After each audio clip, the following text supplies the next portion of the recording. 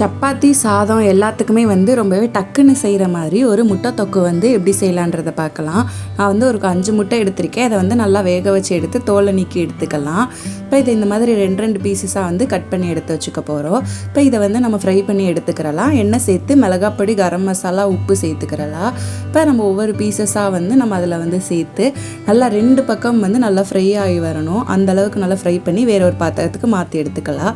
இப்போ அதே பேனில் வந்து நம்ம எண்ணெய் சேர்த்துட்டு கடுகுளுந்தம் பருப்பு, சோம்பு சேர்த்துக்கலாம். ஒரு அன்னாச்சி பூ, ஒரு கிராம்பு சேர்த்து கருவேப்பிலை சேர்த்து வேகவும் ஒரு பெரிய வெங்காயத்தை இந்த மாதிரி சின்னதாக கட் பண்ணி சேர்த்துக்கலாம். அடுத்ததாக இதில் ஒரு தக்காளி வந்து கட் பண்ணி கொஞ்சமாக மல்லித்தலையை வந்து சேர்த்துக்க போகிறோம். இப்போ 1 டீஸ்பூன் அளவு இஞ்சி பூண்டு பேஸ்ட்டு, அடுத்ததாக மசாலா ஐட்டம்ஸ் எல்லாமே வந்து கொஞ்சமாக வந்து நம்ம சேர்த்துக்க போகிறோம். சேர்த்து இது எல்லாம் வந்து உப்பு சேர்த்து நல்லா வதக்கி எடுத்துக்கிறலாம். அடுத்ததாக தண்ணி சேர்த்துட்டு நல்லா வதங்கவும் இப்போ நம்ம ஃப்ரை பண்ணி வச்சுருக்கிற முட்டையெல்லாம் போட்டு இந்த அளவுக்கு வந்து நல்லா கிளறி எடுத்தோம்னா சூப்பரான முட்டை தொக்கு இப்போ ரெடி ஆயிடுச்சு.